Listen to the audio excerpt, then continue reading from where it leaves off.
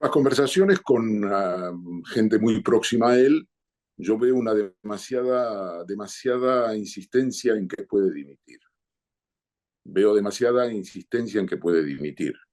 Que la pulsión de dimisión es muy fuerte en Pedro Sánchez y en su esposa. Pero, ¿Qué tal, Ernesto Icaizer? Un saludo, maestro. bueno, días decisivos. Total, total. Tenemos Estamos el ahora mismo en la cuenta privilegio atrás. de asistir a un drama político digno de una película. Totalmente. Ahora mismo hay una incertidumbre máxima. Estamos en vilo a ver lo que va a ocurrir y por eso voy a preguntar a uno de los periodistas que mejor información tiene en este país, que es Ernesto Ecaizer.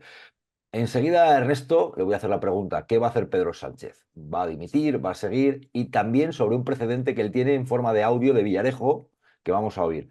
Pero antes de nada, lo ocurrido en las últimas horas, Ernesto Ecaizer, que pasaba por esa concentración, esas manifestaciones en Ferraz, que ocurría esto.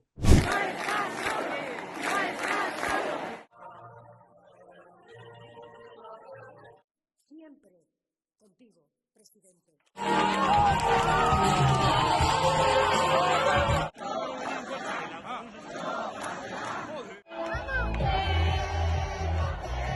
Que no se puede ser mejor político a costa de ser peor persona, que es lo que pasa hoy en muchos casos en España.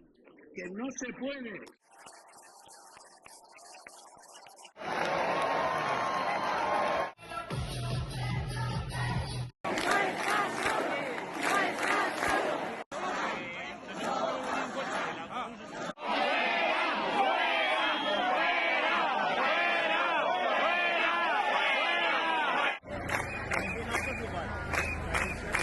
Ernesto, ¿qué te parece lo vivido en Ferraz, con la dirección del partido, con militantes, simpatizantes? Pedro Sánchez ha abierto, digamos, la duda de si va a seguir o no va a seguir. En su carta a la ciudadanía del pasado miércoles 24 a las 7 de la tarde, pues él da a entender de que la decisión no está tomada. En esa medida, la gente ha captado el mensaje, ha dicho, este presidente de gobierno, este secretario general del Partido Socialista necesita cariño, necesita apoyo, siente que hay una ofensiva que ha denunciado él de la ultraderecha y de la derecha, de Vox y del Partido Popular y Vox, y tenemos que movilizarnos. Hay que terminar con la anestesia, hay que terminar con eh, digamos, con la parsimonia y hay que movilizarse. Pero claro, Jesús, esto lo ha abierto también él, porque él se preguntaba en esa carta si le merecía seguir. La gente ha dicho, merece seguir, quédate presidente. De modo que él se ha colocado después del miércoles en una situación todavía más dramática, porque hasta el miércoles era su carta sin membrete, pero después del miércoles ha habido una movilización en España y también una movilización hasta cierto punto en el extranjero, porque ha llamado muchísima gente, muchísimos políticos, para solidarizarse con él y preguntar aquí qué pasa. Tienen el cuajo de convocar una concentración en Madrid para que los afiliados con sueldo público, es decir, los que ven que se les puede acabar el negociado y, por tanto, no atisban ni una mínima crítica a todo lo que está sucediendo, ronden a la mujer líder, a la mujer del líder discontinuo. Llega, esto lo hago por amor. Así que ya sabemos que esto, por amor, amor, no es. Viven para echar más madera. A mí lo que más, digamos, me llama la atención de la situación, si soy franco, es esa sensación que se ha adueñado de los dirigentes del PSOE, que yo llamaría aquí te pillo, aquí te mato. ¿Por? Es decir, porque claro, da la impresión de que el presidente ha sido presa de pánico, porque todo tiene que ser inmediato. Da la impresión de que todo tiene, vamos a ver cuál es la hoja de ruta, tanto si dimite como si no dimite. Pero da la sensación de que ha ocurrido un acontecimiento, un tsunami, y es aquí te pillo y aquí te mato, por la sensación esa que él mismo ha dado al convocar a todos a la espera hasta el día lunes, es decir, mañana lunes, por la mañana, se supone, aunque tampoco hay fecha, aparte de la fecha no conocemos las horas. Pero esa sensación de aquí te mato, aquí te pillo, aquí te mato, parecería indicar que ha ocurrido algo, aparte de la querella admitida a trámite por el juez Juan Carlos Peinado, titular del Juzgado Central del Juzgado de Instrucción número 41 de Madrid. ¿Y qué ha podido ocurrir, Ernesto? Tú estás diciendo, estás planteando una incógnita ahí muy interesante. Dices, ha podido pasar algo, un tsunami, has dicho esas palabras. Yo estoy oyendo, yo tomo nota, Ernesto. Pero antes de nada, si te parece, oír lo que decía Feijóo también en este sábado, en este fin de semana, que decía, bueno, aquí lo que hay es una mala gestión por parte del gobierno, que no intenten despistar. Decía, Feijóo, líder del PP, decía esto. Y lo más grave no es el berrinche de adolescente que está teniendo. Si alguien puede insultar y denostar a los jueces, se acabó la democracia. Si alguien puede perseguir a los periodistas por informar, se acabó la democracia. Y estamos, pues, ante un tic autoritario que desde Franco nunca lo habíamos visto. ¡Jamás! Bueno, Ernesto, ¿a qué te refieres con eso de que aquí puede haber ocurrido algo más? Incluso dices un tsunami y un aquí te pillo, aquí te mato. Bueno, si lees atentamente la carta, si leéis todo lo que nos estáis escuchando la carta, yo la he leído varias veces, párrafo tras párrafo, digamos, hay un análisis de la situación política y hay un momento en que el presidente entra en lo que yo llamaría un quiebro o un, digamos, un bache en la exposición, que consiste en que hay una ofensiva política, ese es el diagnóstico de la derecha y de la extrema derecha, que él descontaba, tal como lo plantea en la carta, que en algún momento venía la judicialización de las actividades que se le imputan a su esposa, Begoña Gómez, que esto era un paso inevitable. Y en ese momento, después de razonar y hacer un diagnóstico político, hay un quiebro. Y el quiebro es donde él se plantea si esto merece la pena. Y ese es el quiebro que yo llamo aquí te pillo y aquí te mato, porque a partir de aquí él pide 5 días, dice que va a reflexionar y responder si esto merece la pena o no merece la pena. Claro, esto es lo que ha desencadenado las movilizaciones, porque como él deja abierta su decisión, la gente dice, bueno, vamos a influir en el presidente, vamos a darle cariño, vamos a arroparle, le queremos como secretario general del Partido Socialista, y la gente tiene una ilusión. Y esa ilusión es la que ha movilizado con sus palabras y su duda Pedro Sánchez.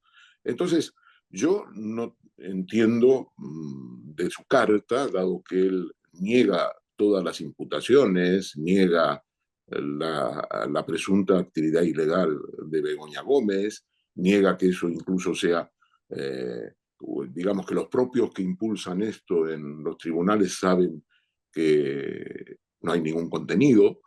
Dado que él plantea esto, no entiendo cuál es la urgencia. ¿Cuál es la urgencia? La gente se está planteando, ¿va a dimitir el lunes? ¿Va a nombrar un sucesor hasta que se pueda producir una nueva investidura de ese sucesor? ¿Va a haber luego por parte de ese sucesor la convocatoria de elecciones generales? ¿Pero por qué a unos días de las elecciones del 12 de mayo en Cataluña?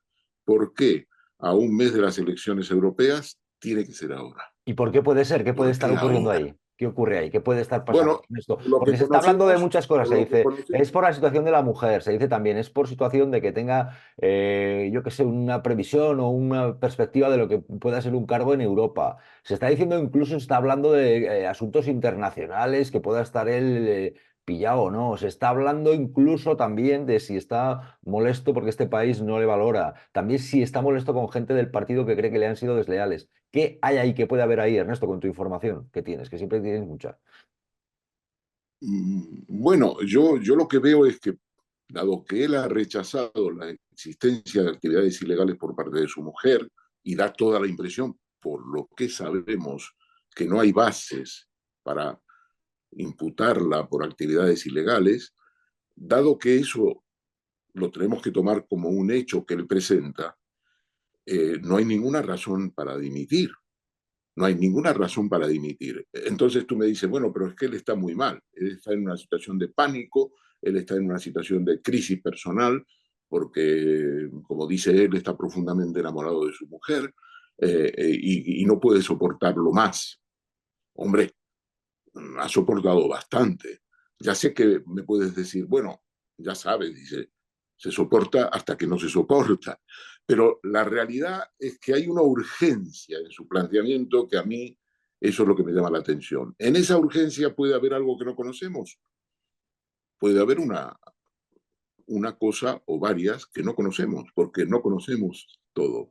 No sabemos qué había en el teléfono intervenido por el Pegasus, por ejemplo, tanto a Pedro Sánchez y a 3 de sus ministros.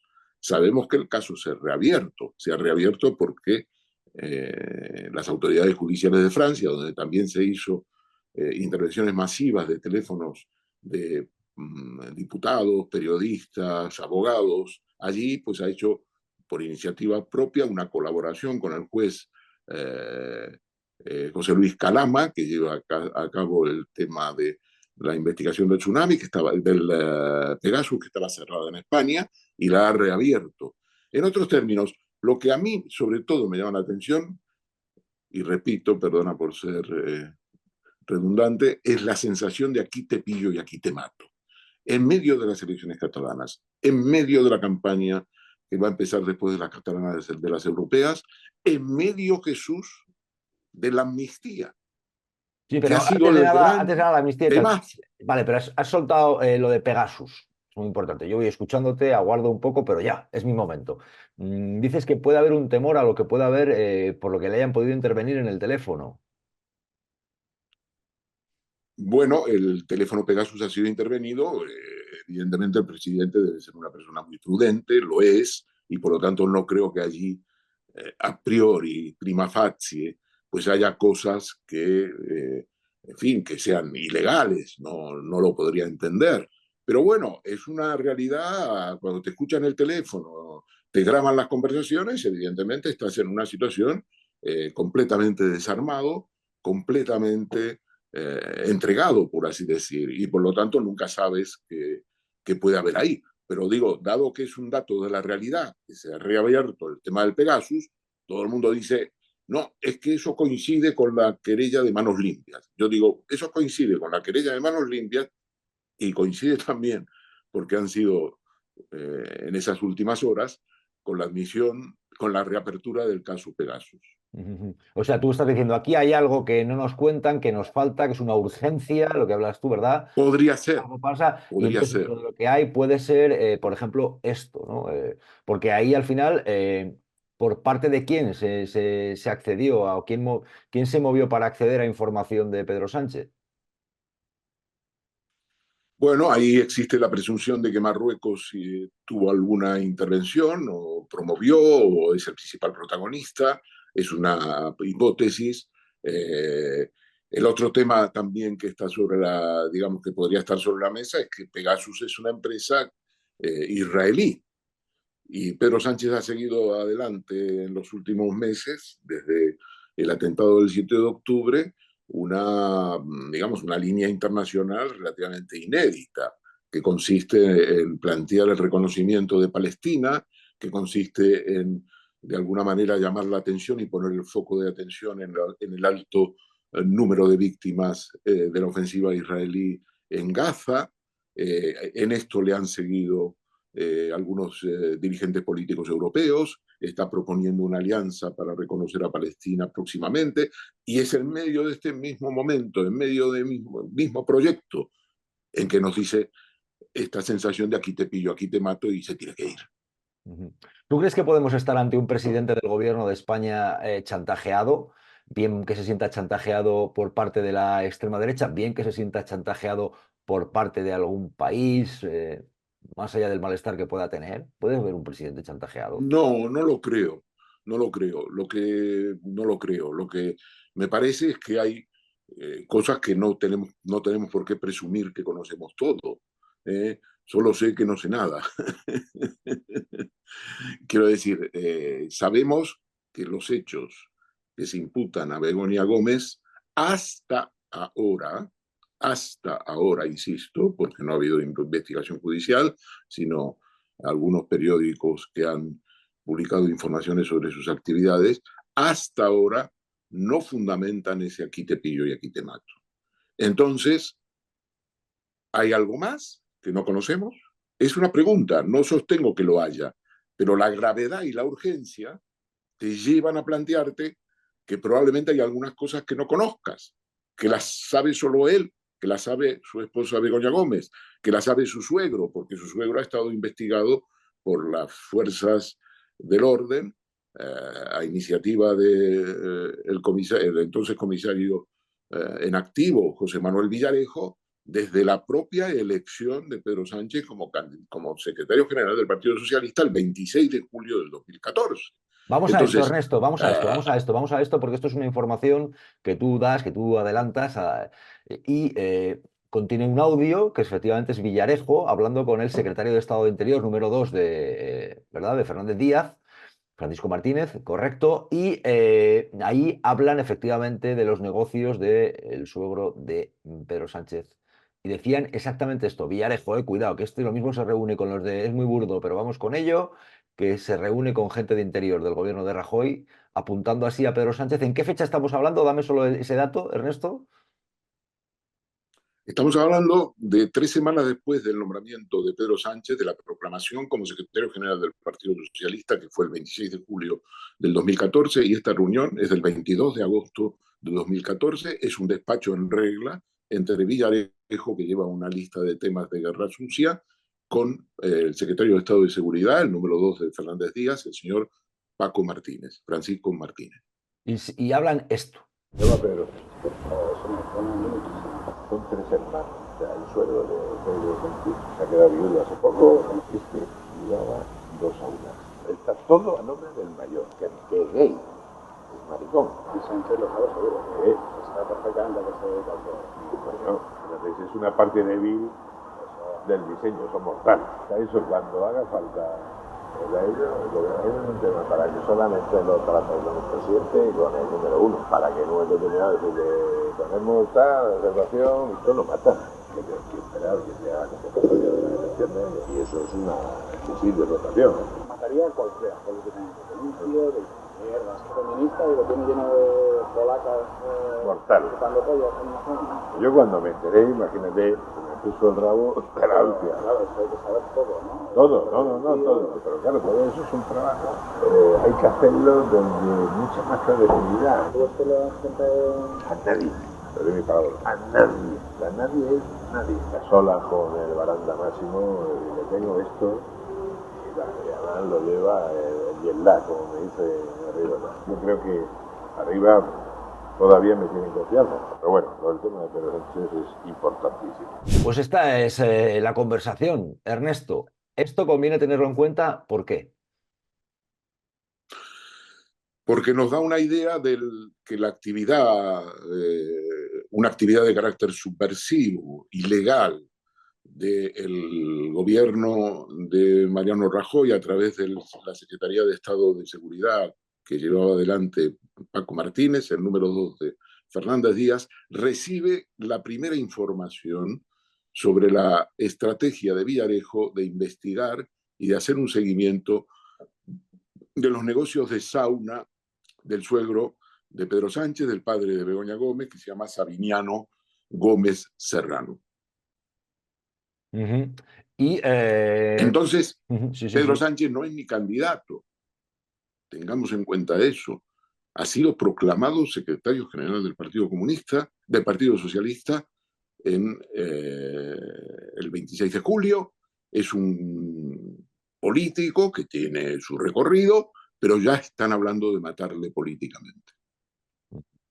Bueno, estamos hablando de gente que se mueve en esa porquería, en esas cloacas, que lo mismo se reúnen para decir, y están hablando abiertamente de cómo fueron a destruir a Pablo Iglesias. Es muy burdo, pero vamos con ello, le dije a Eduardo, ¿no? Que se reúnen y ya ves en este caso, en el caso de Villarejo, con el número 2 de Interior.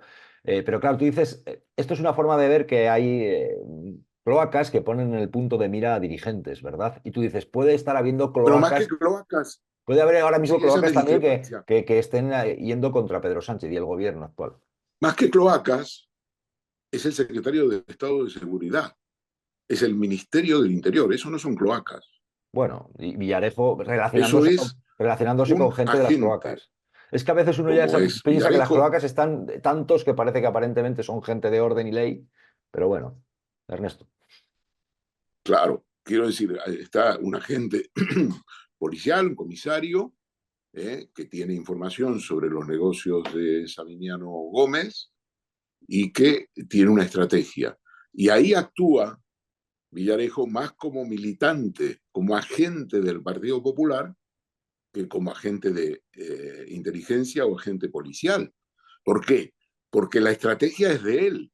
Yo he visto algunos titulares que han cogido nuestra información, que la dimos en mayo del año pasado y que la repetí yo el día jueves, y que dicen el gobierno de Rajoy encargó. No, no, no.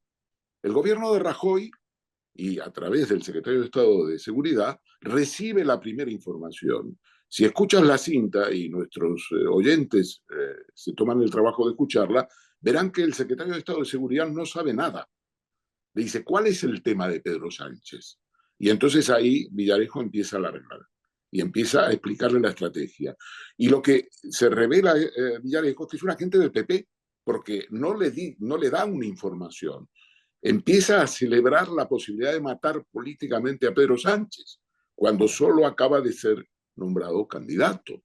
Entonces eso ya es el jolgorio, nuestros oyentes lo verán, el jolgorio de una persona que es, aparte de policía, un agente del PP, que le va a ayudar al PP a destruir a Pedro Sánchez cuando convenga, dice. Cuando convenga, hay que estudiar el momento para utilizar esto y matarlo. Esto lo mata, dice Villarejo, esto lo mata, dice Francisco Martínez. ¿Y esto qué relación tiene con el momento que estamos viviendo actualmente? O sea, ¿crees que ahora puede haber algo relacionado con eso? Bueno, la relación que tiene es que en la medida en que Pedro Sánchez es consciente de esto, porque toda la información que manejan en esa reunión luego se filtra a los medios afines. Y durante años hemos estado con esta información. No ha dejado nunca de circular esta información sobre las saunas gay de Sabiniano Gómez Serrano, donde Sabiniano Gómez Serrano es socio con sus hermanos. Era socio, porque en realidad vendieron ese negocio. Eran 3 saunas en Madrid, algunas eran gay, y cuando Villarejo explica esto, lo explica de una manera descarnada, toda la información que él cree que se cosía allí y lo que iban a hacer. Todo ese montaje trasciende a los periódicos. Señoras de alta sociedad comentaban esto durante todos estos años. Entonces, el señor presidente del gobierno, el señor Pedro Sánchez, conoce todo esto, sabe que había una campaña contra él. Ha vivido esa campaña como una campaña también contra su esposa, porque estamos hablando de su suegro, del padre de Begoña Gómez, de sus hermanos. Por lo tanto, esto no es nuevo. ¿Cuál es el salto cualitativo?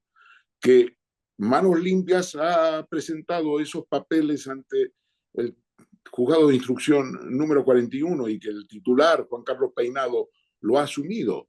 Esa es una novedad. En España este tipo de querellas es normal. Existe una acusación popular, existe una acción popular, que es la figura jurídica que no existe en otros países, y por lo tanto esta es la puerta de entrada del lawfare, muchas veces. Lo hemos visto en el caso de Oltra. Porque a Lo veces hemos es visto normal, no claramente en el significa caso de que Oltra. ser normal no significa que esté bien. Te refieres a que más veces lo han hecho, ¿verdad? Este tipo de maniobras sucias. Pero no me quiero desviar de lo que estábamos hablando. Pero ahora de lo que se está hablando con Begoña Gómez, la hija de Sabiniano, mujer del presidente del gobierno, son sus relaciones con empresarios más relacionados con lo de Europa. Es decir, no se está hablando de las saunas ahora Así mismo. es. No, pero lo que quiero decir es que ese es un antecedente que tenemos que tener en cuenta. Y por lo tanto, el tema de Europa tiene que ser objeto de una investigación. Mi punto de vista es que todas aquellas personas que son libres de toda sospecha tienen que también, en un momento determinado, si hay indicios, ser investigadas. Este es el punto de partida.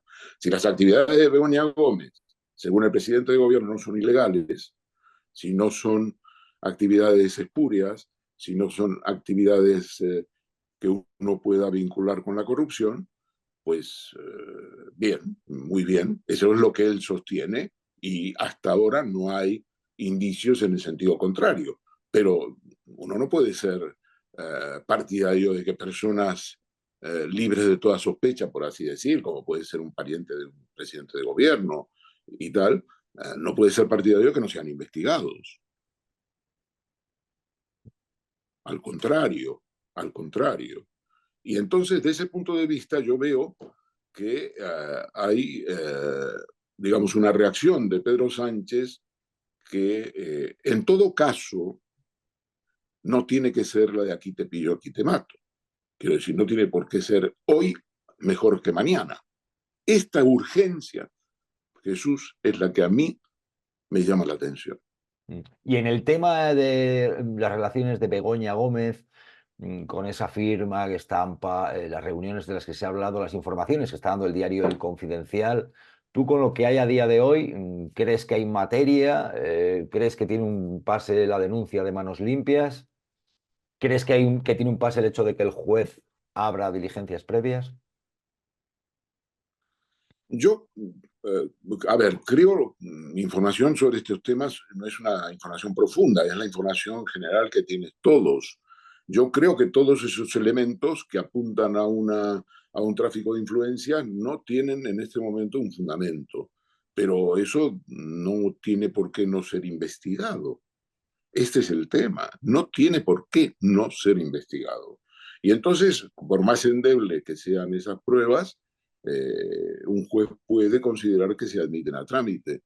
Yo conozco lo que hace el juez Juan Carlos Peinado en el juzgado 41, conozco algunos de sus antecedentes, hay una querella que hace 2 años que está ahí, que presentó Vox y que él admitió a trámite contra la editorial Santillana, que es un poco curiosa, ¿no? El argumento fundamental de la querella de Vox hace 2 años, en el año 22, mayo de 2022, era que en un libro de texto de secundaria, pues había un mapa donde venía una nota donde decía que Vox había obtenido en el año 19 pues una cantidad X de porcentaje de votos. Y decía, Vox es un partido de extrema derecha. Y entonces Vox presentó contra esta editorial una querella por calumnias, injurias. Primero, el juez fue interrogando a todo el mundo de la editorial Santillana, a todos los directivos, y fue prorrogado cada 6 meses las indagaciones, las diligencias, hasta que al final ya se le venció todos los plazos porque no había ningún tema de conciliación. Una querella por calumnias, injurias exige una conciliación. Como no ha habido ninguna conciliación, el juez añadió, para prorrogarlo otra vez, el delito de odio. La semana pasada, creo que el martes, la audiencia de Madrid le dijo, se acabó. Decide usted lo que hace con esta querella o la archiva. Entonces, este es el juez. Es un juez que en su día intentó pasar a la Audiencia Nacional como juez de apoyo de Manuel García Castellón. No pudo competir con otros que lo consiguieron, pero este es el juez. Por tanto, no albergo ninguna expectativa de una investigación seria. Más bien pienso en una investigación dirigida a los periódicos. Pero bueno, ya lo veremos. Se han sumado a manos limpias otros organismos también de la derecha, como Hazte Oír y todo eso. Ahora, lo de manos limpias tiene su miga, porque Manos Limpias fue condenada, sus dirigentes fueron encarcelados, actuaron en conjunto con Ausbank, extorsionaban a los bancos, y el Tribunal Supremo, la Sala Segunda del Tribunal Supremo, consideró que, bueno, que podía haber un reproche penal, hombre, no podía haber un reproche moral, pero que no tenía sentido hacer un reproche penal a Manos Limpias cuando es una organización claramente, es un verdadero sindicato del crimen. Vamos a remarcar esto, Ernesto, por si hay algún despistado. Manos Limpias, hay una condena de su secretario general, caballero de honor de la Fundación Francisco Franco, ex candidato de la extrema derecha, va a prisión, pero es que el Supremo decide que salga de la cárcel, ¿verdad? Porque dicen que, bueno, que puede estar en libertad. Esto es así, ¿verdad? Que tenía ya la condena. Dicen por extorsionar a empresarios y a empresas, ¿verdad? ¿Pero qué es esto? ¿Esto es así? Sí, el Tribunal Supremo, digamos, consideró que no había reproche penal, consideró que las cosas que evidentemente pues hacía el señor Bernat moralmente podían ser censurables, pero que desde el punto de vista penal no tenía contenido, y actuó así, por lo tanto, blanqueó al sindicato Manos Limpias, que como sabes, pues también fue acción popular durante la causa contra la infanta Cristina. Yo no sé si se apuntan a unas cuantas, pero lo cierto es que estaba en la cárcel, sale y a los pocos meses tenemos esto de, por ejemplo, de que se apuntan a lo de la denuncia contra la mujer del presidente del gobierno. Esto es así, ¿no? De Bueno, la más cárcel que a se la, apuntan, la de la cárcel a generan. la primera plana por el tema de lo de la mujer del presidente. Eso es así, ¿no? Así es, así es. Y entonces es la perversión de la acción popular. La acción popular es una figura progresiva del siglo XIX, es probablemente uno de los pocos países que hay en Europa que la tiene, y es una acción popular por aquello, y estaba más dirigida, fíjate, la paradoja, ¿no? Al rey, estaba más dirigida al rey, en el sentido de que si no había ninguna acción oficial, por ejemplo, de la Fiscalía, tenía sentido que intervinieran la sociedad civil. Y entonces por eso se puso la acción popular. Pero claro, la acción popular necesita una reflexión, necesita una tarde o varias, en el sentido de que hay que eliminar todos los elementos perversos en que ha caído la acción popular en este país y ha sido un coladero de la lawfare, de la guerra sucia judicial. Estamos ante un caso de lawfare y te voy a preguntar enseguida a continuación qué es lo que crees tú que va a ocurrir con el presidente del gobierno. ¿Cuál es tu pálpito de lo que puede hacer? Si puede dimitir o puede quedarse. Esta pregunta la dejo ahí. Pero primero, ¿estamos ante un caso de lawfare con lo que está ocurriendo con la mujer del presidente y el presidente del gobierno? ¿Y por qué?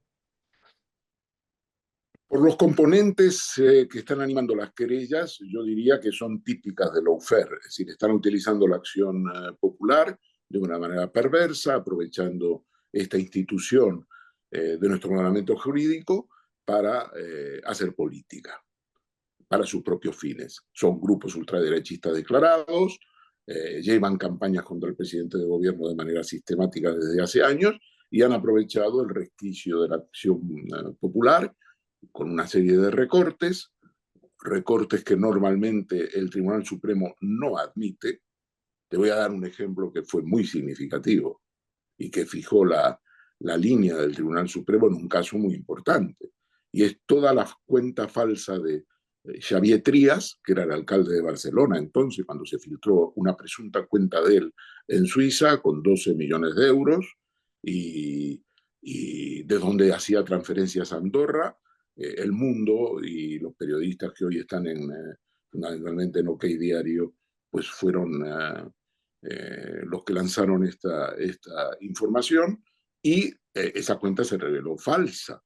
Ese escándalo llevó a Xavier Trías y a sus abogados a presentar una demanda, una querella en el Tribunal Supremo por la vía penal, aportando una cantidad impresionante de documentación. Aquí sí no se trataba de recortes de periódicos y el Tribunal Supremo la desestimó. Allí pedían, evidentemente, empitonar, imputar a Fernández Díaz y a todos los altos cargos de Interior por esa operación contra él y el Tribunal Supremo la bloqueó, la rechazó. Ningún tribunal la ha admitido. Ningún tribunal hasta hace muy poco. En Madrid un tribunal la admitió, pero en realidad no por parte de Trías, sino por parte de Sandro Rosell, y la pauta del Supremo, digamos, puso el listón sobre la operación contra Trías. Hoy es público, porque lo ha revelado Villarejo, que García Castaño, el comisario García Castaño, el famoso gordo, es quien filtró esa información y que metió la pata. Metió la pata quiere decir que utilizó información procedente de un policía aduanero de Francia que le cobró una pasta por esa información que se reveló más tarde completamente falsa. Entonces, lawfare, ¿tú ves lawfare ahora? Yo veo elementos, efectivamente, de utilización de la acción popular para fines políticos. Y Ernesto, ¿pueden hacer que Begoña Gómez viva una especie de calvario judicial y con ella Pedro Sánchez? ¿Podemos estar también ante eso?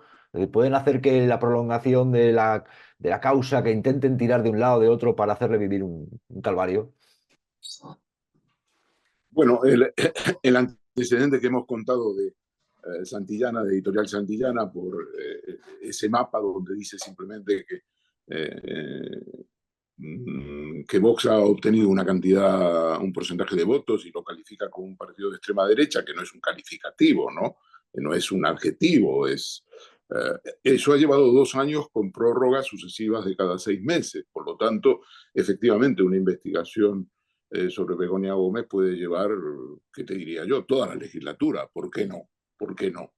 Es un caso, digamos, que puede tener muchísimas diligencias. Van a declarar ahora los directores de los medios de comunicación que han publicado estas informaciones. Esto se puede prolongar mucho. Probablemente esto también esté en la mente del presidente, ¿no?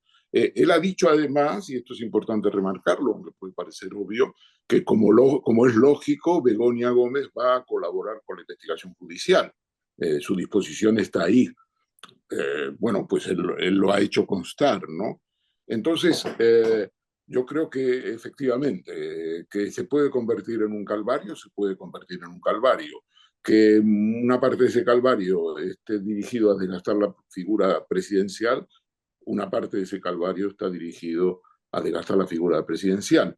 Lo que pasa es que, insisto, no podemos considerar que las personas teóricamente libres de toda sospecha sean objeto de investigaciones, porque a pesar de la perversión de la acción popular, pues la acción popular existe. Y por tanto, lo que hay que hacer es rodear de mayores garantías cualquier tipo de investigación de este tipo y combatir el lawfare en el propio proceso de la investigación. No es fácil. Mónica Oltra no lo consiguió. Mónica Oltra no lo consiguió pese a que no había ningún indicio contra ella. Por cierto, ahora que hablas de Mónica Oltra, y no olvido que te voy a preguntar tu pálpito de lo que crees que va a hacer el presidente, y también te voy a preguntar, por cierto, si puede salir el presidente y plantear algún tipo de reforma en el tema judicial. Pero antes de nada, esas dos preguntas las dejo para ahora. Pero la primera, ¿crees que Sánchez podía haber sido más contundente cuando salieron los casos como, por ejemplo, de Podemos, de Mónica Oltra? Que no habríamos llegado hasta aquí si mucha gente, cuando esa guerra judicial y mediática no iba contra ellos, no se hubiese puesto de perfil. Bueno, más que el presidente, los partidos políticos. Los partidos políticos abandonaron a Mónica Oltra, las grandes personalidades de los partidos políticos prácticamente no hablaron con Mónica Oltra. Mónica Oltra se sintió muy, muy decepcionada porque prácticamente su teléfono dejó de sonar por parte de aquellos que teóricamente la querían y teóricamente habían contado con ella. La figura de Mónica Oltra no hay que nunca olvidar que ha sido fundamental para la reconquista democrática de la Comunidad Valenciana. Es ella quien hizo el Pacto del Botànic, es ella quien protagonizó la Primavera Democrática en Cataluña, después de años y décadas de dominio del Partido Popular. De modo que los partidos políticos la amortizaron. Que el presidente de gobierno podía haber hecho algo más, pero en las cuestiones de la justicia es muy difícil que una intervención de un dirigente político y sobre todo de un presidente de gobierno no pueda ser mal interpretada y por lo tanto acusada de ejercer presiones sobre la justicia y por lo tanto de intervención del Ejecutivo violando la división de poderes en el área de la justicia. Por lo tanto, es muy difícil. Todos podíamos haber hecho mucho más por Mónica Oltra. No, te lo digo porque estamos en un contexto en el que es verdad que mucha gente dice, cuando pasamos una situación complicada el teléfono deja de sonar. Yo lo sé perfectamente. Eso ocurre. Entonces hay gente que está diciendo ahora, bueno, hay una solidaridad que se está manifestando con el presidente, que procede por lo que está ocurriendo con su mujer, pero si bien es cierto que cuando se habla de lawfare hay quien dice, si hubiera sido de otra forma cuando estaban sufriendo lawfare, pues dirigentes de Podemos, Mónica Oltra, a eso me refiero. Sí, sí, sí, insisto, todos podíamos haber hecho mucho más. Hay muchísimos casos de este tipo que no vamos a enumerar ahora porque no es objeto, ya será objeto de otro tipo de conversación o diálogo, pero el lawfare está aquí de hace mucho tiempo. Es posible que lo hayamos inventado los españoles sin darnos cuenta antes que lo hicieran los americanos. Ernesto, muy breve. ¿Podría salir el presidente y plantear algún tipo de medida con lo que es el sistema judicial en España? Y me guardo para después lo que crees que realmente va a hacer el presidente. Pero la primera, ¿crees que podría plantear, imagínate que dice cuestión de confianza ligada a estas medidas respecto al sistema judicial? ¿O lo ves inviable? No, no lo veo viable. Para ser franco, no lo veo viable. Yo creo que el presidente no va a querer hacer más declaraciones o comentarios sobre el sistema judicial por una razón. Su mujer va a ser objeto de una investigación. Entonces, en este momento no tiene sentido. Además, él ha dicho claramente en su carta a los ciudadanos del miércoles 24 que su mujer va a colaborar con esa investigación y va a colaborar con la justicia. Y termino, tu pálpito, ¿qué es lo que crees que puede hacer el presidente del gobierno este lunes cuando comparezca en esa comparecencia cuenta atrás, España en vilo, pendientes de lo que vaya a ocurrir, una situación inédita sin duda, ha pedido unos días de reflexión, ¿qué crees que puede decir el presidente del gobierno? ¿Cuál es tu pálpito y con tus informaciones? Las conversaciones con gente muy próxima a él, yo veo una demasiada insistencia en que puede dimitir. Veo demasiada insistencia en que puede dimitir. Que la pulsión de dimisión es muy fuerte en Pedro Sánchez y en su esposa. Pero, como no tengo una comprensión global del tema, porque no conozco, evidentemente, ni yo ni nadie, ¿qué puede estar presionando a Pedro Sánchez? ¿Qué puede estar presionando en el sentido de influyendo en su decisión? Lo que no me creo es que Pedro Sánchez está doblado, no me creo que Pedro Sánchez está quebrado, no me creo que Pedro Sánchez ha llegado a la conclusión de que no vale la pena hacer política. Tampoco me creo que tiene algo que ver con esto la posibilidad de un cargo en la Unión Europea. Esto es un absurdo que están planteando que no tiene ni pie ni cabeza, porque si Pedro Sánchez sale mal de España, sale en una crisis política colosal, que aunque tenga solución, va a haber una crisis política si el lunes dice dimito, porque la profundidad de la crisis aumenta. No veo a Pedro Sánchez como un dirigente europeo a la cabeza del Consejo Europeo, no sé. Me parece, francamente, un escenario inimaginable. Por lo tanto, no creo que sea por ningún cargo que él está haciendo esto. Y si está haciendo esto por un cargo, bueno, pues sería lamentable, porque digamos, hacer una crisis y una psicodrama como el que estamos viviendo por un cargo político, bueno, en fin, evidentemente sería un demérito para él y para aquellos incluso que lo eligiesen y por lo tanto nunca tendría el apoyo del gobierno de España. Por lo tanto, no le veo recorrido tampoco a eso. Yo creo que hay factores que desconocemos que pueden estar impulsando el aquí te pillo, aquí te mato. Y por lo tanto no puedo contestarte a la pregunta de si va a ser una cosa o la otra. En cualquier caso, Pedro Sánchez ha abierto el miércoles 24 a las 7 de la tarde 2 hojas de ruta. Una hoja de ruta es la hoja de ruta a partir de la dimisión y otra es la hoja de ruta a partir de su retorno a la primera línea.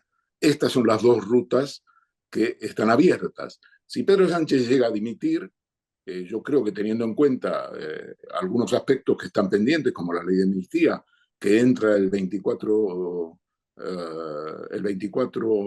de mayo en el Congreso de los Diputados, después de hibernar en el Senado por decisión del Partido Popular, digamos, este es un elemento muy importante porque tengamos en cuenta que la ley de amnistía ha, de alguna manera, aquilatado toda la oposición a Pedro Sánchez. Ha sido la bomba que todavía está explotando. Quizás uno de sus últimos explosivos, de su carga explosiva, sea la propia dimisión de Pedro Sánchez. Eso es un elemento que tenemos que tener en cuenta.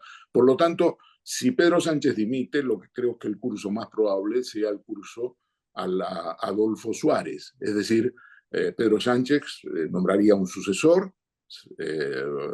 Adolfo Suárez lo hizo con Leopoldo Calvo Sotelo, y ese sucesor y sucesora, que en este caso para mí sería una sucesora, pues se haría cargo de la gestión global de toda la situación. Esa gestora podría, esa presidenta en funciones podría ir a una investidura, esa investidura se podría hacer rápido y esa investidura le permitiría contar con los votos de la mayoría, es decir, del arco de la coalición. ¿Por qué? Porque el arco de la coalición quiere la ley de amnistía y probablemente incluso me atrevería a decir que si eso se prolonga hasta septiembre-octubre, incluso estaría dispuesto para dar estabilidad al gobierno en aprobar unos presupuestos generales del Estado.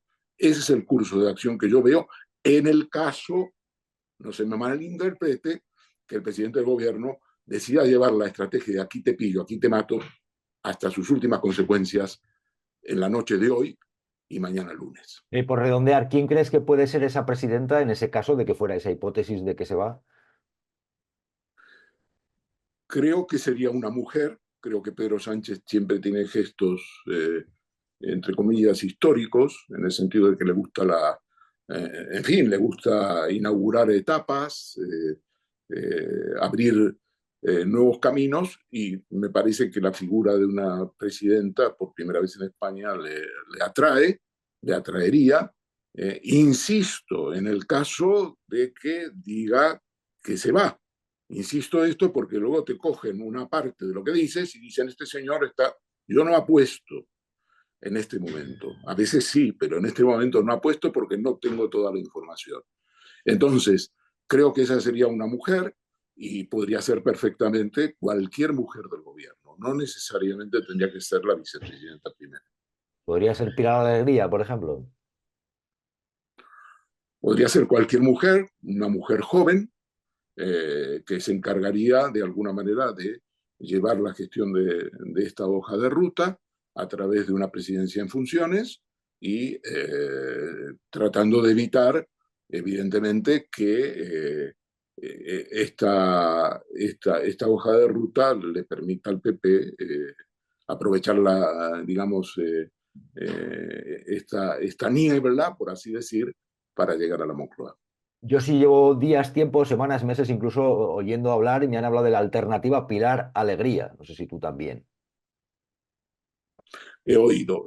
Yo pienso que digamos, el retrato de esa persona que se haría cargo del gobierno, que ocuparía el lugar de Calvo Sotelo en su día, sería una mujer y sería joven, una mujer joven. Pues ahí lo vamos a dejar, Ernesto, evidentemente por prudencia, a ver lo que ocurre. Yo, si sirve por añadir algo, yo con las fuentes que he hablado del gobierno y del Partido Socialista, te dicen, Sánchez apareció públicamente la última vez desencajado, llevaba noches sin dormir o sin dormir bien, ha llegado a un momento en el que ha dicho basta, el malestar lo llevaba acumulando durante meses. Ha habido un momento en el que dice ya, incluso podía haber tirado la toalla ese mismo día, pero estamos en una situación en la cual a día de hoy, digamos que no está abierto precisamente a otro tipo de contactos. Sí me han dicho también que le han llamado dirigentes internacionales, Lula, gente así, ¿verdad? Muy bien, ¿no? Bueno, pues esto, pero que a día de hoy al menos, y estamos en domingo, el pálpito que había es que podía irse. podía ir por el pálpito, pero es verdad que él tampoco se ha abierto a hablar con mucha gente. Está en una situación fundamentalmente con su familia y con un malestar que arrastra y que va vinculado efectivamente con, pues sí, con esa situación de lo que están haciendo con su mujer y lo que puede ocurrir con la justicia. También incluso tiene rencillas, digamos, psicológicas con el partido, que creen que hay gente que incluso no ha sido leal, en grupos de chat, en tal cosas, que dice que estarán filtrados, en fin, tiene ese recelo. Y está también, sin duda, bueno, que hay quien cree que algo falta aquí, que no nos cuentan o que algo puede haber que esté él ya en un momento y dice, ya basta, no aguantamos más. Pero bueno, también es verdad que Sánchez, tratándose de Por eso, Sánchez, todo es Jesús, posible. Todo es posible suspense, tratándose de Sánchez, ¿eh? Puede salir y decirme, pues no me voy y mira, voy a suspense, hacer esto. Sí, sí, sí, suspense, es una peli de Hitchcock, ya está. suspense. Ya está. Ernesto Ecáizer, maestro, muchísimas gracias. Y oye, si pasa algo, estaremos en contacto, ¿de acuerdo? Algo habrá que contar, sin duda. Hay mucha gente que está pendiente de lo que... Buen domingo. Gracias, abrazo, chao.